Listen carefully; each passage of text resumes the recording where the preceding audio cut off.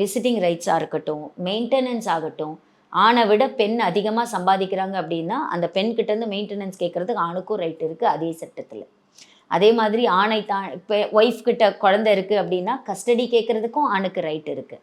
So எல்லா இடத்துலையும் சட்டங்கள் இருக்கும். இப்போ டொமஸ்டிக் வயலன்ஸ் ஆக்ட் மாதிரி இப்போ இதுதான் டொமஸ்டிக் வயலன்ஸ் ஆக்ட் தான் ரொம்ப பீக்கில் நின்று பேசுகிறாங்க.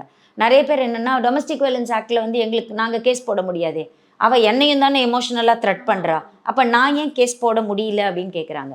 அது ஏன் அந்த சட்டம் வந்தது அப்படின்னா பெண்கள் கொஞ்சம் பலவீனமானவர்களா, பெண்கள் கொஞ்சம் வந்து பிரச்சனைகளை எதிர்நோக்கிறதுக்கு தயங்குறவங்களா ஒரு விஷயம் இன்னமுமே இருக்குது.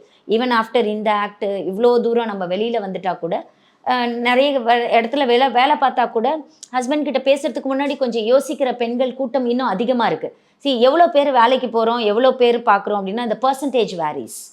இன்னமுமே வந்து வெளியில் வராத பெண்கள் தான் அதிகம். நம்ம வந்து வெறும் நகரங்களில் இருக்க பெண்களை மட்டும் வச்சு பார்க்க முடியாது, கிராமங்களில் இருக்க பெண்கள் ரொம்ப அதிகம். இதையெல்லாம் பேஸ் பண்ணி தான் அந்த சட்டம் வெளியில் வந்தது.